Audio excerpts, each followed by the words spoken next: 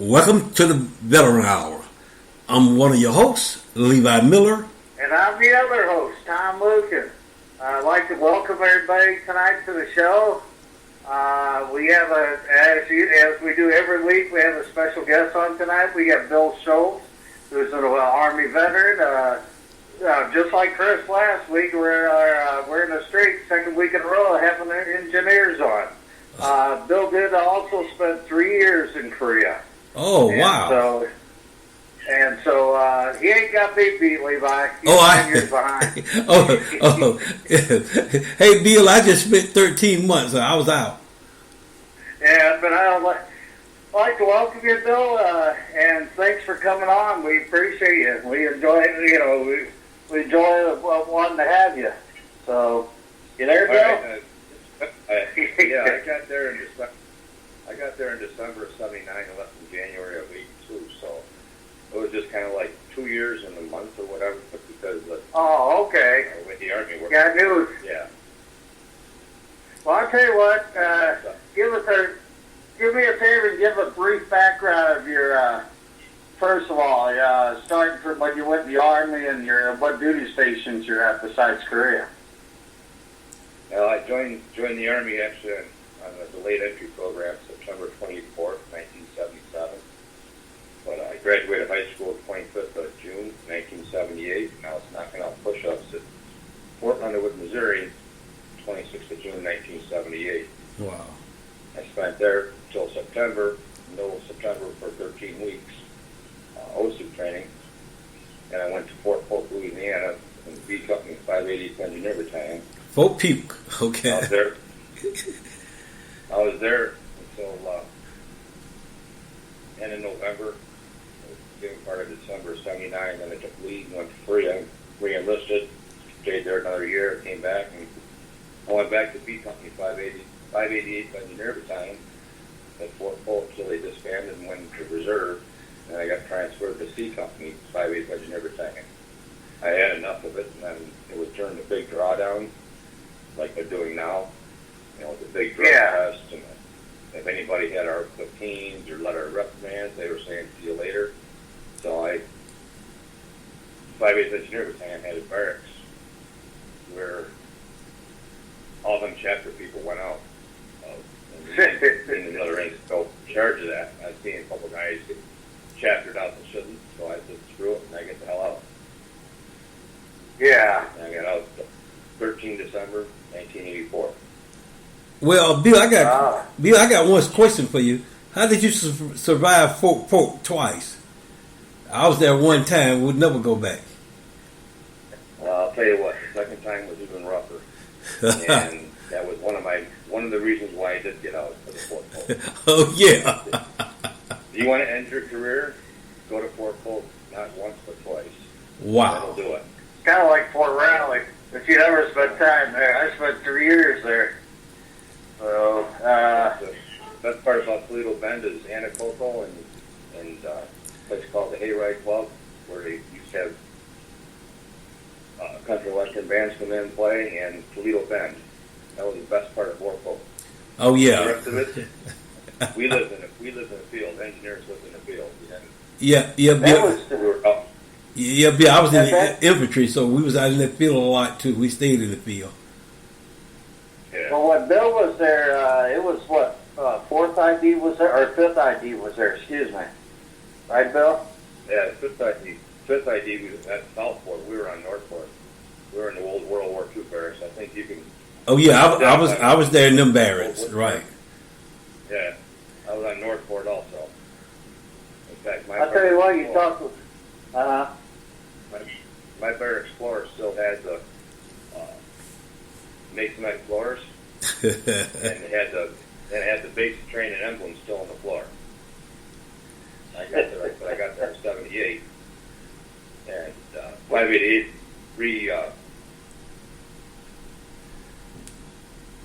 got reactivated in 1976, I do believe. So I was kind of like, we were one of the first troops that were reactivated into the active Army again after Vietnam.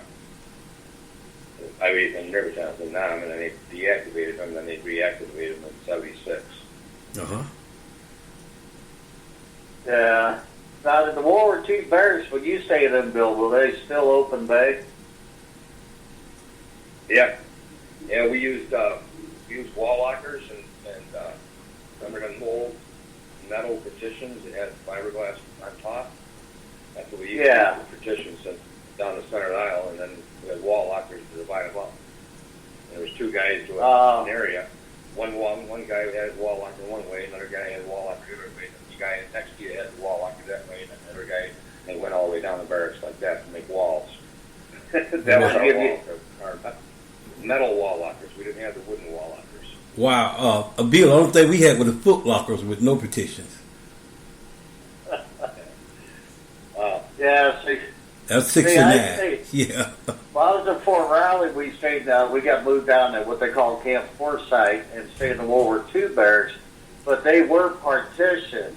And yeah, of course, the room sizes varied from one end to the other. And being I was the senior guy in the platoon staying in the barracks, I got the biggest room and the best location. But I know at Fort Knox I stayed in them. Of course, they were open bay, and you know they were still the metal bed frames. And I think and that was at the reception station.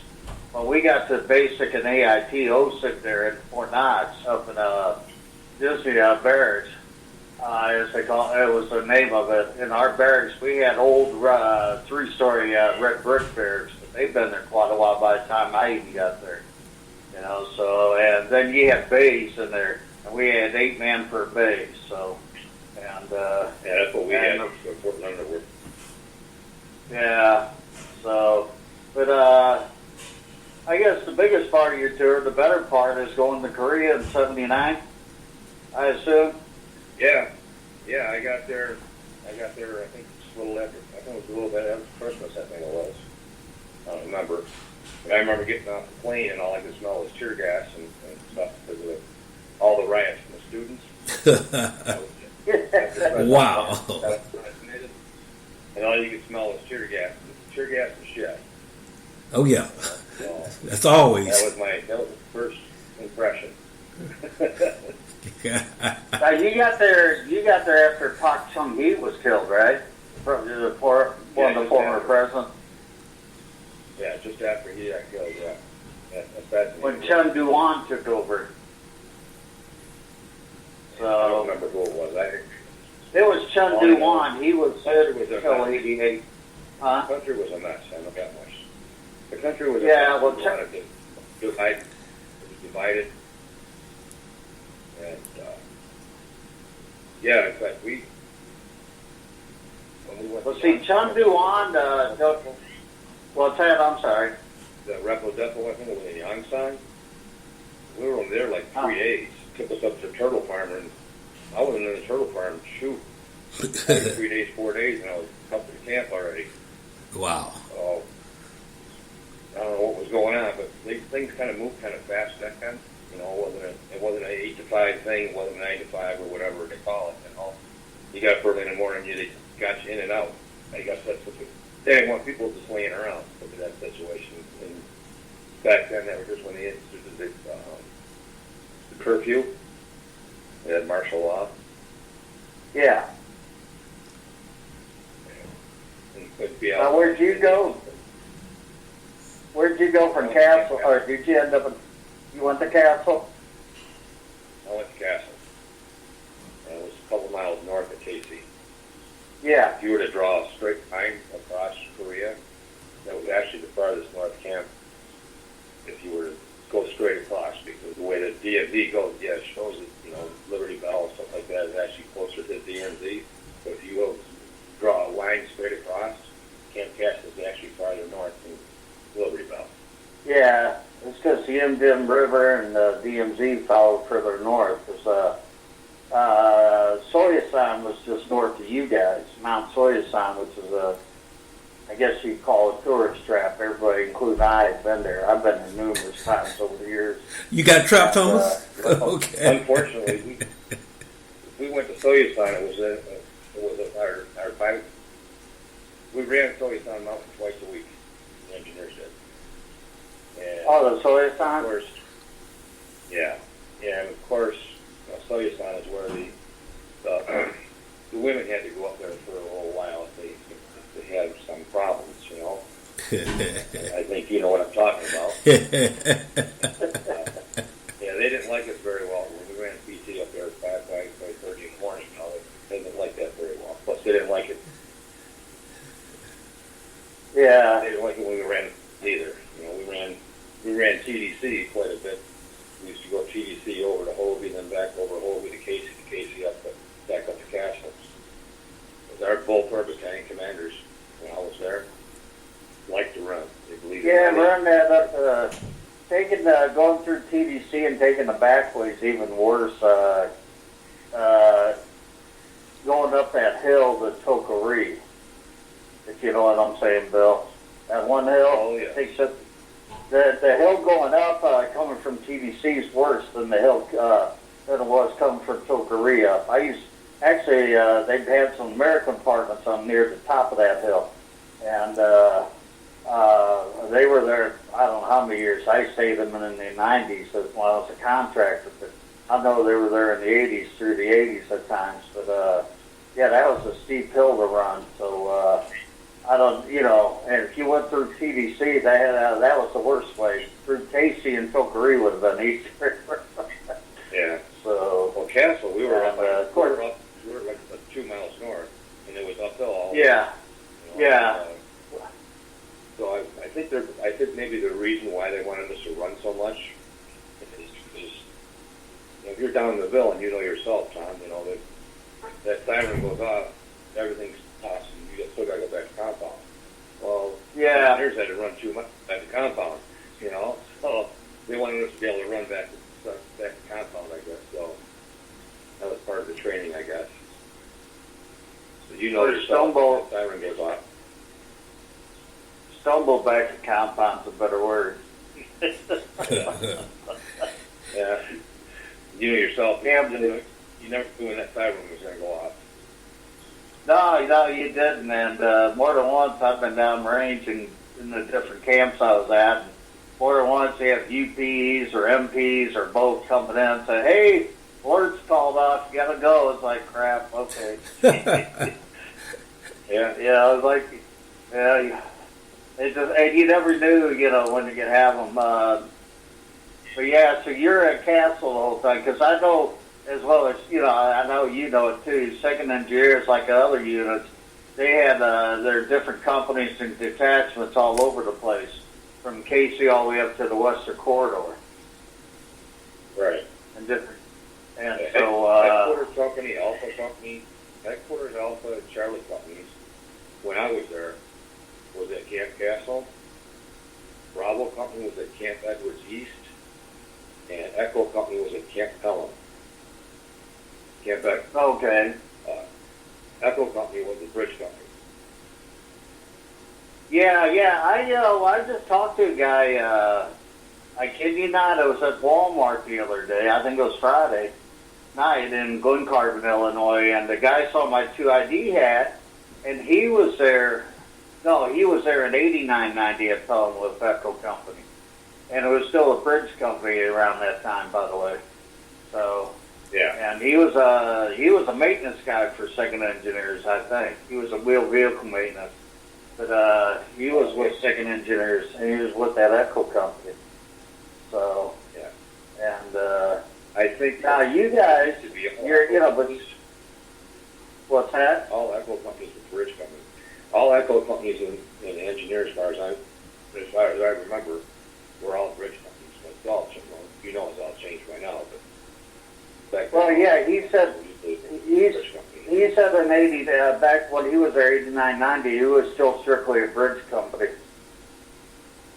So I'm sure. Well, the engineers are not even there anymore, and they closed Castle about 10 years ago. Right. And Second Engineers went from Camp Castle, then they went to Iraq. And then when they came back from Iraq, they went to White Sands Missile Base, and now I think they're in El Paso. I think Fort Bliss. They're not part of the Second Division anymore. So. Yeah, well, it's funny, the Second Division, because you got 3 of the combat brigades are all up at Fort Lewis under 7th ID control. Right. Yeah, I don't get this new makeup of the new Army. So I'm just confused on it. It's too hard for me to keep up. I agree. It's confusing because, like, 7th ID, the only thing 7th ID is there is command structure, is a division commander, command staff, or whatever you call it. You get in Korea, 2nd ID, it's got some support elements, and they're spread out from Humphreys all the way up to freaking Casey now because they're trying to move them. Right. But they only have one combat brigade there, and that's a rotation brigade. And like the last one I know went over there was a brigade from Fort Riley, 1st ID, and in fact my old unit was over there, quarter cav. And I'm thinking, wow, this is the first time they ever quarter cav I know has ever made it to Korea, because they weren't there during the Korean War and after.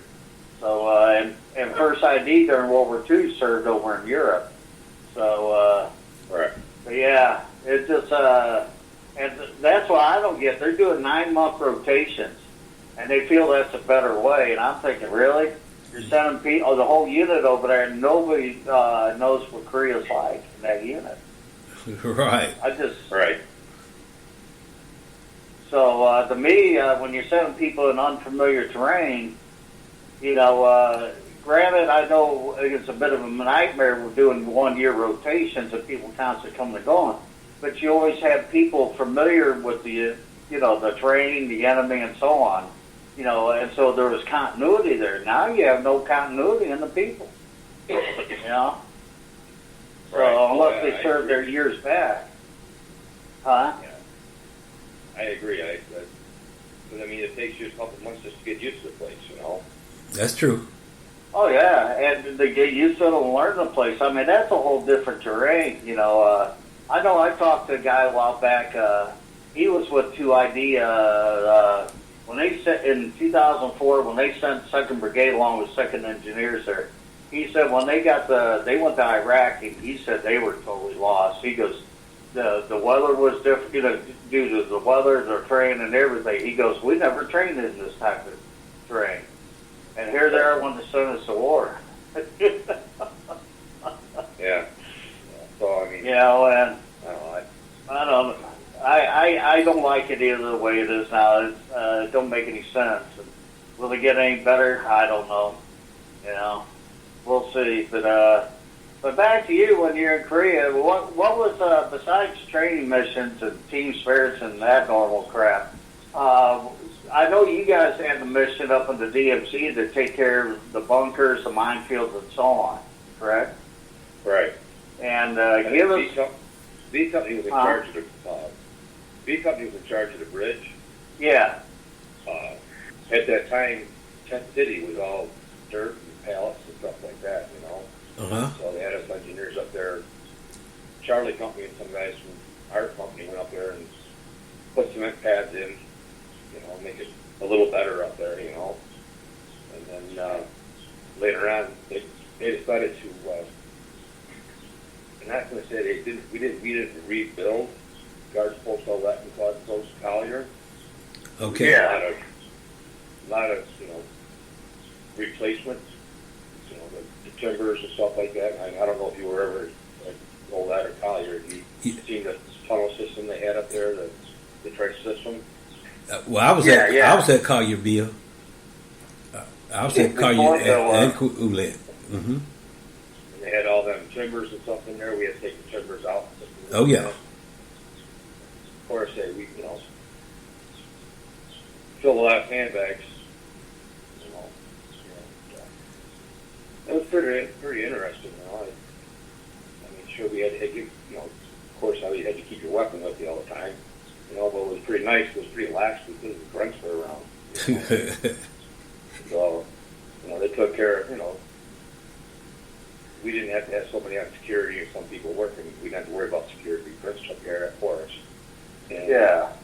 There's only one time we had to go up to a minefield and actually make a new path through. A lot of our stuff. What's that? I mean, they didn't call EOD for us, like that. We did it ourselves. And then, I don't know if you guys remember, but the box mines from North Korea would float in the monsoon season. You know, we just put C4 on them and blow them in place, you know. Okay. Yeah. Well, that's like we always call them, I call them floating minefields because that's really what they were. Yeah, they did float when it rained. That monsoon pushed them down. Yeah. So and they still do. Yeah, that's what I've been told. A couple of guys who were over there after me. I moved, small world. I moved to Arizona 4 years ago, and my girlfriend and I rented an apartment, and I was unpacking my duffel bags. Obviously, when I moved, I just put my clothes in duffel bags like, you know, normal. And she comes running in. She says, Bill, there's a Camp Castle. So I quickly went outside. Young, I think. You were at Castle? He goes, yeah. He said, second engineers out in the Charlie Company. We got talking, and he used to ask me if I had a job. And I said, no, I got a couple applications. He said, do you want one? I said, sure. Well, I got a job the same day. Next day after I moved to Arizona because I ran into a guy from Camp Castle. He was over there, I think. I think it was 9/11. He was over there during the 9/11 time period. Oh, okay. Yeah, that was before they went to Iraq. Okay. Yeah. He was telling me about the compound. They showed me pictures and stuff. They got all these brick buildings, high-rise buildings and stuff. Well, we had the H buildings. We had the wooden H buildings. We had the latrine. Oh, the temporary buildings. Oh, I was thinking of those two. Temporary. I thought they were elsewhere. Huh? Oh, I thought they were permanent. They were permanent at Camp Castle. Well, they were permanent everywhere, but they were designed to be temporary buildings. You know how that goes. Oh, that's why I'm chuckling. They were temporary, and they were permanent for us. They were kind of nice, too, because the warmer part of the building was a little bit green. Oh, wow. Okay. Yeah, well, the latrine was in the center. Yeah. So we did have a few plants at us on Castle. yeah. I can say one thing, because of a fire, I think it was in 74, 76 or whatever, the 70s, late 70s, there was a fire at the arms room, an NBC room, so they had to build a new one. So we had a new arms room. For the whole battalion, all three companies who were there at the same arms. Ours was always Quonset hut in both my tours. And we had 3 different arms rooms, and they were all Quonset hut. Oh, yeah. I remember them time, Thomas. No Quonset. That's where our arms room were. In fact, the heat, none of them had, I forget how it worked with the heat. There was some that, I can't remember how it was, because I don't know. I'm trying to remember. Huh? Had pot-belly stoves. Yep, and we had the... Had the 5-gallon valve. Yep, there you go. Yeah. That was it. Yeah. That's what it was. They had the big silver bullets. Right. And yeah, it was a 5-can fuel. Because even though in the 80s, barracks had, I guess you could say central heat. You had big fuel tanks heating up the radiated heat. The arms rooms were still silver bullet. What? So, and, you know, a lot of the maintenance buildings, a lot of the offside, I know a lot of the offside back then, even the late 80s, you know, like the KSCs, their buildings were all Quonset huts, and they were silver bullet heat and so on. So, it varied on different structures, you know, what type of heat they had. You know, so. Yeah. And our EM club. What's our that? EM club was heated by diesel. We had a EM club up on top of the side of the mountain, and obviously the name of the place was Hilltop. Yeah. So what they do, what the DMC does, they had you guys periodically go up and do stuff then over your 2 years. Oh yeah. We So yeah, I mean you end up, but I know, huh? most of the time we were, either rebuilding Collier or rebuilding Yes. the left. That just took a long time. Or, we would be up there, we'd be maintaining minefields, check to make sure they're still there.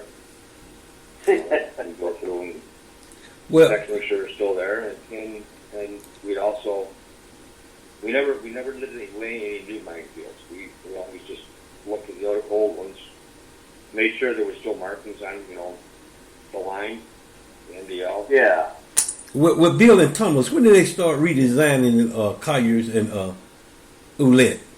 Because when I was there, like in '69, they had started on GP Martin, GP Turner back then. But before I left, it was no new work on, Colliers or Ouellette, which was Katie and Lucy back in the days. Yeah. I think it was 81. Is when we spent a lot. The majority of the time was 81. We were up there all the time. Okay. We would just go up there when we drive back, drive up, drive back. We never really stayed up there. And maybe a couple nights we stayed up there, but that was about it. Our main job was the redo of the talk. Mm-hmm. Put the new bunkers, new timbers in for the bunkers, because obviously they were underground. In the trenches and stuff like that. You had to do new fighting positions and stuff like that. You had to move the fighting positions around and stuff like that. It was pretty interesting.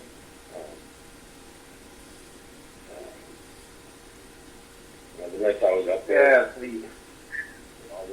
they were, broadcasting across the radio, not the radio, but propaganda speakers, yeah. Well, that keeps you woke at night. Big flagpole. What's that? The propaganda kept you woke at night. Yeah. Yeah. Yeah, you just, and I think being in Korea. What's that? Being in Korea gives you a better sense of being a soldier than being stateside. Oh, yes. The stateside is all politics. In Korea, you come back to Korea and it's not that way anymore. Now you got to adjust, and it's just not right. You have a purpose. Well, Korea, we had a mission. I get people, you were in Korea. You weren't in the Korean War. Well, yeah, technically I was. Right. That's right. Because all it is a ceasefire. And people don't know what goes on in Korea. Korea is the Army's best kept secret. Oh yeah. You know that. And well, Bill, and as many others that I've talked to over the last several years, including Levi and I even say this, when you talk to people about Korea, never been there, they look at you like, nah, like you're full of it. Yeah. And they just don't get the gist of the reality of that, what it was like to be up in the DMZ, the danger of it. I mean, if it was so safe, then how come you guys had to have a security detachment protect y'all? We know why. That's just a head of sarcasm to those that don't believe. And right. I tell you what, I'll give you a good example. Not too long ago, General Brooks, who's the 8th Army Commander now, or USFK, whatever it is, but I knew Vinny Brooks back in '96 when he was 209th Infantry's Battalion Commander. And but he had one of the guys from, I think it was CBS or NBC News, and a couple of weeks ago they were showing on TV, and they're walking along the fence. Well, both of them, including the news guy, which were wearing bulletproof vests. Yeah, I've seen that. Yeah. Okay. Yeah. If it Korea is not dangerous, then how come you got those two wearing bulletproof vests? Yeah, that's right. Think about it. Yeah. And so that, and that's I don't know. It just annoys me. I tell you what's annoying. Me and Doug Voss have put numerous videos together about the incidents of that, and I fight to try to get people to see it. But yet I see some lughead, and I'm going to say it this way, some lughead that's been up with the Panmujaan on a one-day tour, got to see. Ooh, I saw North Korea. I was at the blue buildings or whatever color they are now. But they're up there at Panmunjom at the JSA area, and they're like, oh, I was up in the DMZ. It's like you're at Panmunjom. You weren't up in the DMZ. Right, that's right. You know what? I never even been to Panmunjom. I never went till the 90s. My first time up there was in the 90s when I went up there for repatriation ceremonies of Korean War remains. I never been to Panmunjom till then. I mean, I'm like you. When I was up there, was always on missions or training or whatever is the two main reasons. Because we had a lot of ranges we constantly used up there too, between Oklahoma, New Mexico. I'm just going to bring that Texas and so on. And so Rodriguez. We did a lot of work. We did a lot of work on. We used to go through that. I don't know if you guys remember it, with the tunnel. They call it the Chinese tunnel, but we actually go to the Chinese tunnel, Japanese tunnel. Oh yeah, the Chinese tunnel, yeah. Well, that's where we used to get all our sand and stuff. We used to go through there because we were back then. Second Engineer Battalion had dump trucks, 5-ton dump trucks. We didn't have. Yeah. We weren't a mechanized unit. We were wheeled. So we'd go through the tunnel, drive down in the riverbed. They'd load us up with sand, and we'd drive back through and go back up to DMZ with it. Really? Take the sand up there. Yeah, that's where you guys got your sand from. Oh, wow, I didn't know that. Yeah. I know which river you're talking about. I can't remember the name of it. I don't think it was the Han River. No, I don't think so. I can't remember now. But Or not Han, but I'm the Hantan River. I'm sorry, Hantan River. Han River sounds so runs your soul. Right. There was a Hantan River that ran. Was it that? Yeah, the Hong Kong got. Okay. Hong Kong got, yeah, because their areas used to go up there further south from there, and they had nice little tourist traps set up, the restaurants and so on, paddle boats. I remember we'd go up there occasionally in the summertime in the 90s, and I take the kids out on the paddle boats I had up there. Well, there was no tourist attraction back when we were there, was there? What's that? There was no tourist attraction when we were there. No, this was in the 90s. Before that, I don't know when that stuff went up. That was back in about 94, 95. Went up there, and I was kind of surprised, that because other parts of the Hantan, you never had anything up. And like I said, that's further south than way south of the Chinese Tunnel. So yeah, and the south and south and east of there. We were up there working and stuff like that. We set up a tent city there, and I got pictures of it. Me and the guy were walking around the mountain. We ran across the tunnel. I got a picture of him standing up that tunnel. It was pretty interesting. We didn't go in, obviously, because we don't know what the hell was in. We didn't know what it was. And I got a picture of the tunnel on the side of a mountain. It was right above our tent city. So I don't know if it was a North Korean tunnel or was it left over when the Japanese occupied Korea or whatever, but we didn't go in to check it out. I know what you mean. We were told about things like that. We didn't do it.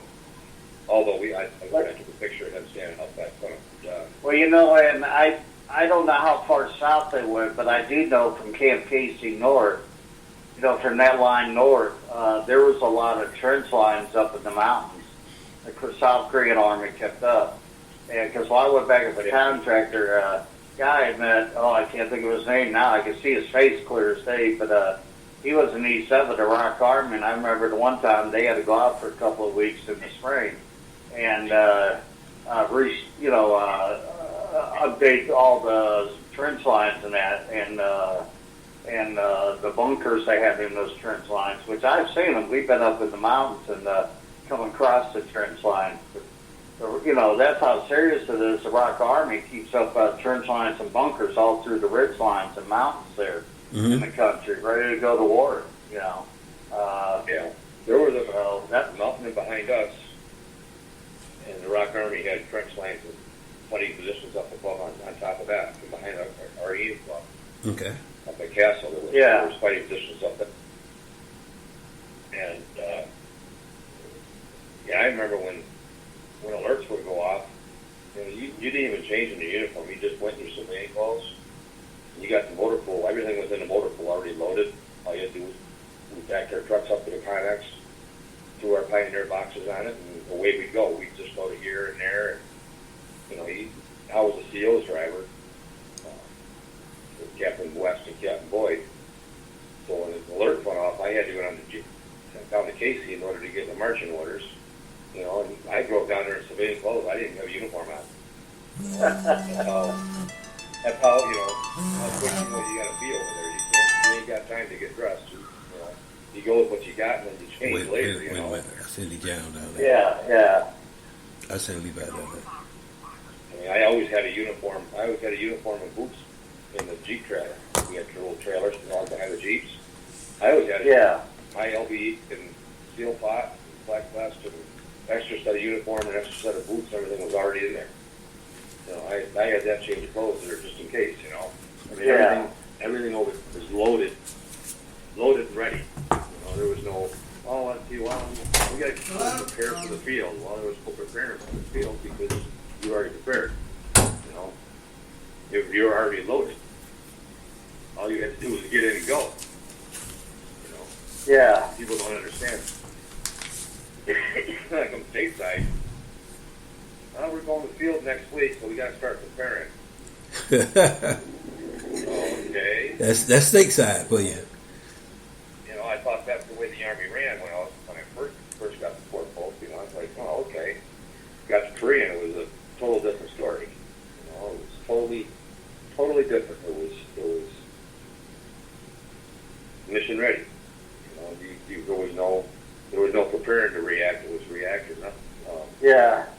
Well, a lot of times we would. And there was no leaving the vehicle. There was no leaving the vehicle down for 3-4 days either. Oh no. No. A lot of times those guys, B company would have a big mission or whatever, and a lot of times, either A company would send guys over there, or B Charlie company would send guys over there, and we'd meet up with Bravo company, and we'd stay with Bravo company, and whatever they were doing, we did.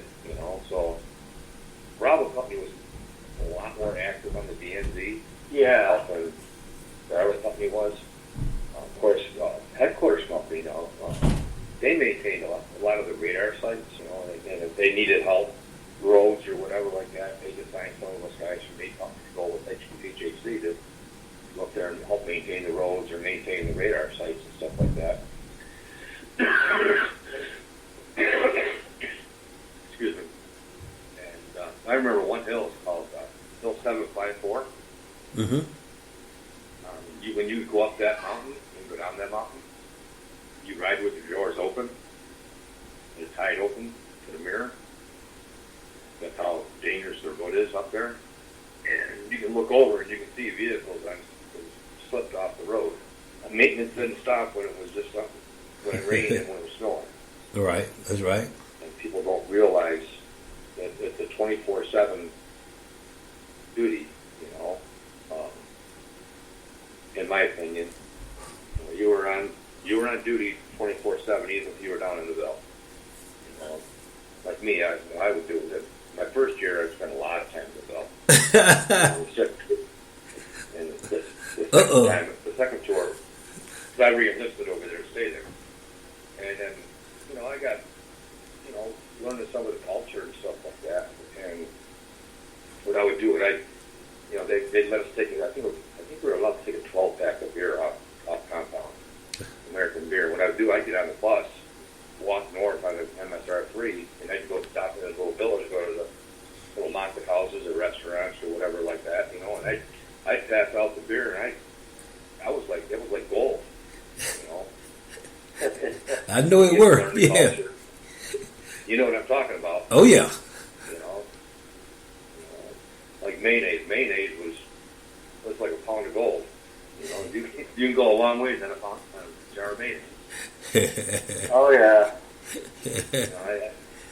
You guys know what I'm talking about. Oh, yeah, I remember all that time, Bill.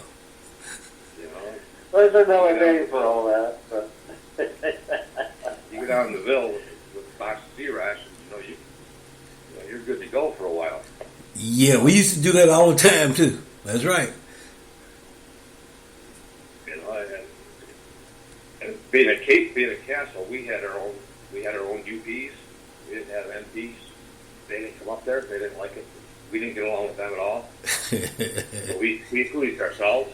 Uh-huh. I remember one time I was on UP duty. They canceled. Our compound is on the east side of the MSR, and our motor pool is on the west side.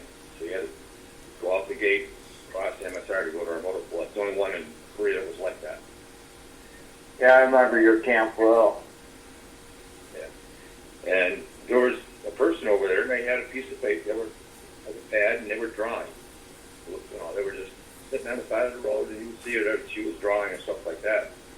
So I said to the SP, which is the Korean police, and like Katu said, I told him, I said, hey, you go over and check that out. I said, she ain't supposed to be doing that.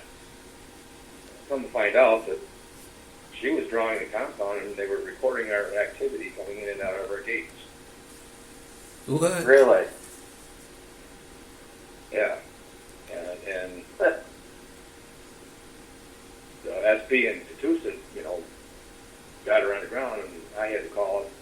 Of course, battalion headquarters was right there, so I went and grabbed S2, because S2 was, our compound was really small. UP was right next to battalion headquarters. They went and got closet on it. So I went and got the S2 officer, and he come out, and he got hold of G2, and they come up and they took her away, and come to find out she was a North Korean spy. So it's been safe over there. There was a lot of activity, and after that, probably for maybe 1 or 2 weeks, there was no passes given out. Everybody had to stay on compound. The SPs, they weren't allowed on compound. We had to bring man, because I got pictures of it. We had towers around our compound. Okay. Motor pool, and the SPs used to guard that. And our compound had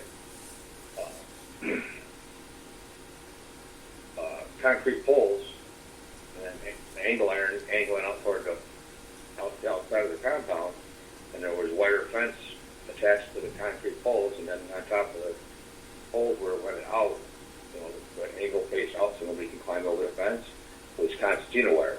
Mm-hmm. Yeah.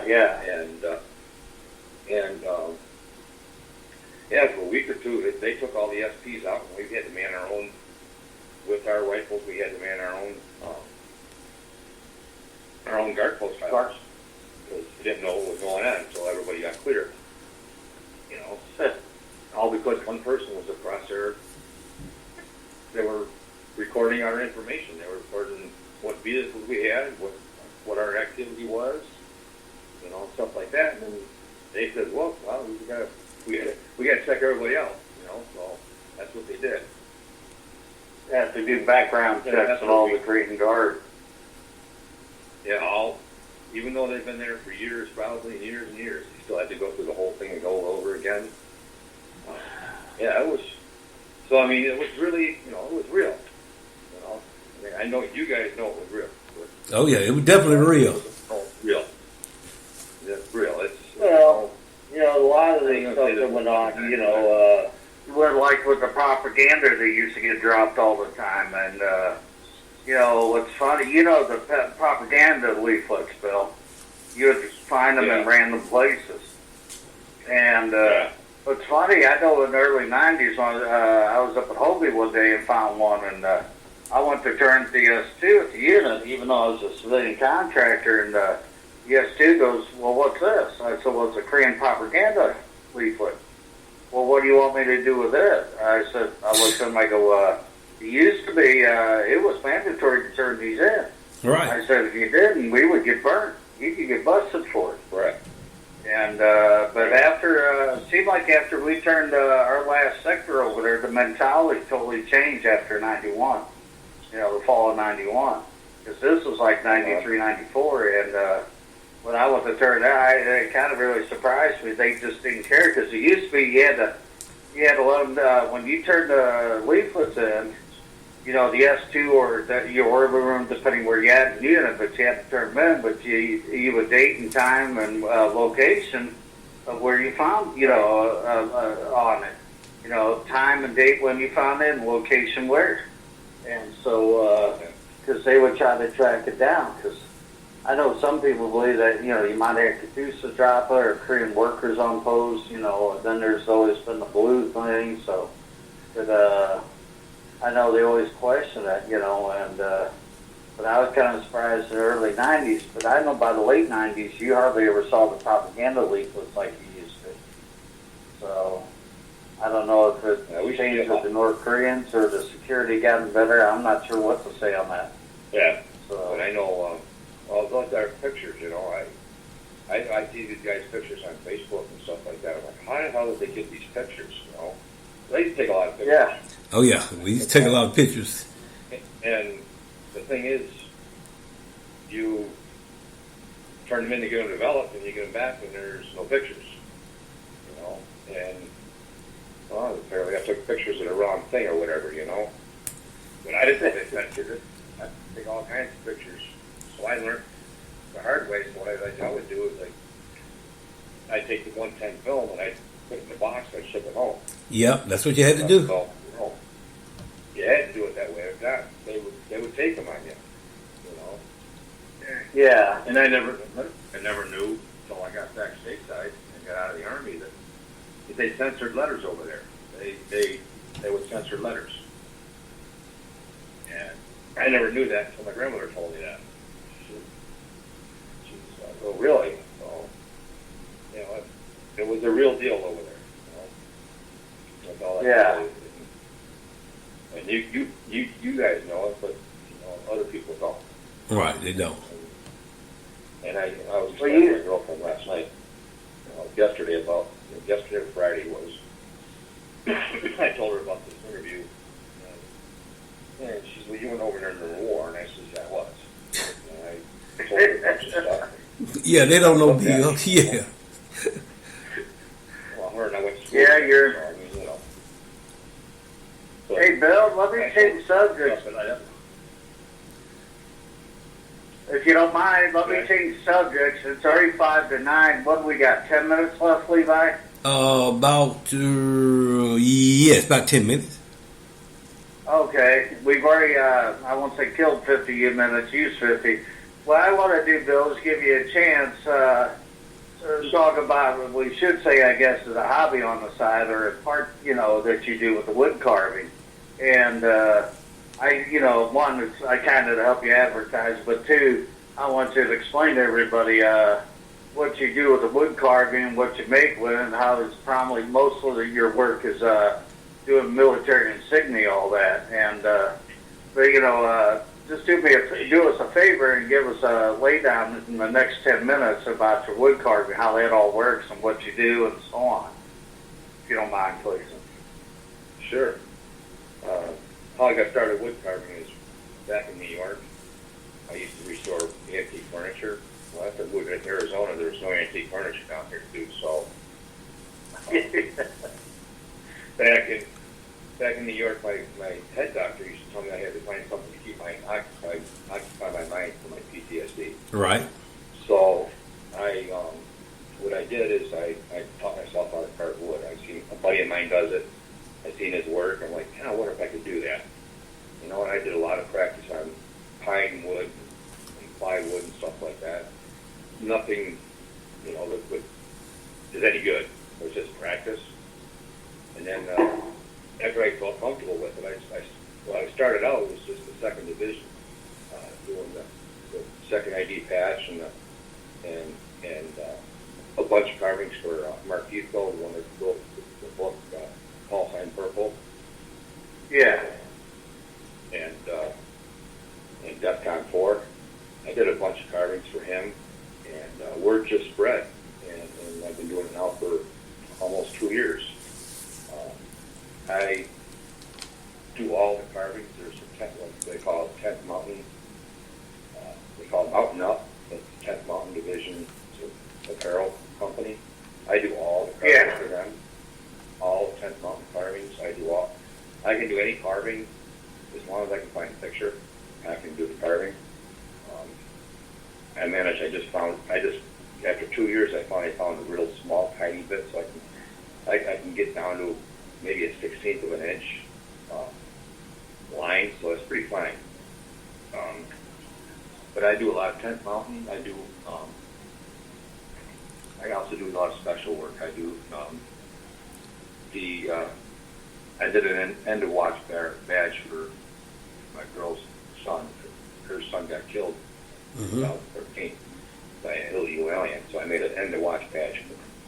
But I do a lot of custom work also. I can design. I have a program on my computer that I can design carvings. You tell me what you want on it. I'll throw it together, ship it back to them. Say, is this what you want? Do some tweaks to it, and then go from there. All the carvings I do is out of maple. I don't use crap wood. I see other people who use pine and other crap wood, and it looks like crap. So I use nothing hard maple. I was gonna say pine's way too soft for probably what you do. Yeah, it's not as easy to carve, but it just doesn't look right. So I use maple, and I don't paint any carvings. If you go to Bill's Military Carvings, Mountain Up Nation Carvings, both on Facebook, you'll see colored ones in there. That's not paint. That is actually stain that I had went to Sherwin-Williams and had it made up for me. So it actually would stain that color. And then I put 2 coats of polyurethane on it. So that's, you're saying that's stain you do with the colors? Yeah. The colors you put in there, like the blue and that, or? Are actually stains, not paint. Mm-hmm. Really? I'm looking at the Southern cab you gave me, Bill. That's what I was asking. Yeah. Making sure. That cab carving I did for you is like an antique blue. You know, and it depends on how long I let it sit there is how deep the color's going to be, you know. So, Yeah. And also, most carvings are around $40 plus $7 shipping. The post office just raised their rates this year. Okay. So, they're not that expensive. PayPal is the best way to pay me because, one, it's faster payment. 2, I've been burnt so many times by people sending me checks. Wow. I get the check, I make the carving, and all of a sudden, the bank notifies me that the check is no good, it's been canceled. God. And I got stuck with a few carvings that I've had to try to sell. And that to me is very disrespectful. I do this. I don't do this to make money. What money I do make, we have homeless veterans down here, and they got what's called a drop-off point. So a lot of times I'll just go to the store when the water's on sale or whatever, pick up the water, and I'll drop it off down there. So, I keep a little bit of money, but not much. Most of the money gets donated back out again, plus the materials. I got to pay for electricity somehow. I got to pay for the wood. I got to pay for the stain. Got to pay for the polyurethane. By the time it's all said and done, there really isn't a lot of money left over. Well, Bill, I got two. I mainly do the wood carvings for my PTSD. Well, Bill, I got 2 questions for you. How would someone contact you, and get their order in? You can go on Bill's Military Carvings. Okay. On Facebook. Or Mountain Up Nation Carvings on Facebook. Okay. That's the way you can contact me directly. Okay. Or you can order. Then you get the website. Mountain Up Nation. You go to mountainupnation.com. Okay. You can order the carvings through there also. Okay. And you'll order the carving through there, and the guy will notify me what carving's been ordered, and then I make it. I ship it directly from my house. It doesn't go to Nevada where his home base is at, and then get shipped. Why pay shipping twice? Okay. All the shipping away from my house. Well, the next question I ask you: you give out senior citizen discounts? You hear me, Thomas? I'm trying to get in there. Okay. What's that? You give out senior citizen discounts? Yeah. They're keeping up. They're keeping up. They don't need to be citizens or better. Well, you know, I had to slip that in, Bill. Oh, yes. All right. Hey, Thomas, I get the military discount and the senior citizen discount, right? What's that? The senior citizen discount and the military discount. When I go to stores, I ask for both of them. Well, Bill's already giving you a military discount, right, Bill? Yeah, you know, I was just joking with Bill. I had to get that in. Oh, I know. Yeah, I had to That's get why that. I was joking back. That's what I said. Bill's already giving a military discount. Yeah. So, no, he does good work. I mean, He do great work. Bill sent me one out. You know, just so people know because I've worked to help Bill out to try to help push his flags, his work, and you know, you also can find it on Instagram, YouTube. There's videos of the various works of his you can find, and so on. You know, and it's all listed. You can search by Bill's military carvings, and you'll find them. Yeah. So, and just for everybody's information. So, but no, Bill does great work. Yes. I've seen a lot of his work. I love you know, and so on. Yeah, I love it. And Well, so, Thomas, Everybody's breaking up. right. Well, Thomas, the time is among us. We about out of time. Bill, anything you'd like to say before we leave? And Thomas, I'm gonna let you close the show out. yeah, Go ahead, Bill. Just say all you guys who are in Korea, be it either Air Force, you know, and there's the Navy there, Marines, stuff like that, you know. Don't be afraid to tell your story. American Legion to be a love you if I go to classrooms. If you're relying on organizations, go to a classroom, explain the story. You know, tell them your story, pass on the information because it's not no history books. That's all I got to say. Right. We are the living history. Once we're gone, it's gone. It's gone. That's very true. well, and I think that's some of the pushing that Bill, some of the pushing that me and Doug Voss, you know, and others, you know, between the books, and me and Doug have been pushing to do the videos, and we're working on some other schemes. And you know, I know Mark Heathco is he's got some stuff in the works, and Bob Kern, you know, granted his is all Cold War, but he's working on the second DMZ book now, as we all know. And I think we all see that because I've always said that our youngest DMZ vets are now in their mid-40s. Mid-40s. All right. Guys, the last of the guys serving the DMZ would have been 1991. And Wow. you figure 18 years old then, the youngest, that they're in the 40s and older. You know, we're all in our 50s, 60s, and so on.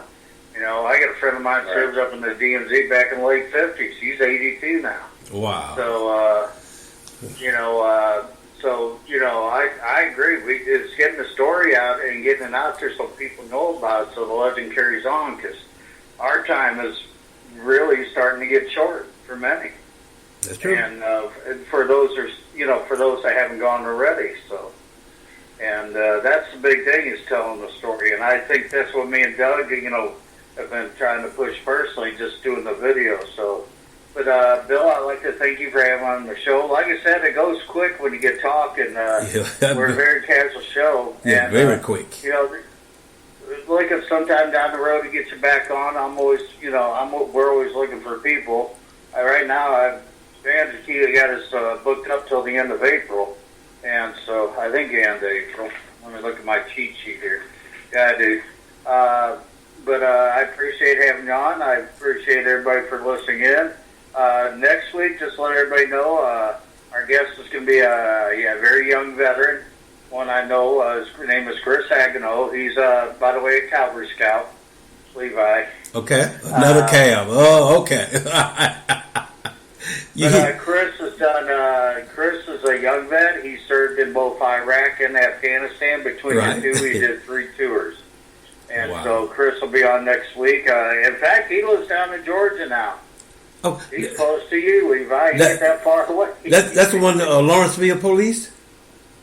Yes, sir. Yes. Oh, yeah, Yes, sir. I got to meet him. See, can I save on some of these tickets? I don't know. I have to tell him he's got to run over your house. Yeah, But, okay. yeah, we got Chris will be on next week. So, and I got to verify a couple of these, but yeah. So please listen in. Always listen in. But the Bill's interview, this show will start broadcasting Tuesday at 8 p.m. Eastern, 7 Central. So listen and see what We always ask everybody to listen in the shows. Bill, and that's all I got. So Levi, it's back to you. Okay, well, Bill, thank you for being on, and like I said, your work. Thank you for inviting me. Okay, your coffee is great. I will be ordering something from you soon, and I'd like to thank our listeners for listening in. And until tomorrow, we'll see you tomorrow on WLMR Radio at 8 o'clock p.m. Eastern Standard Time. Good night.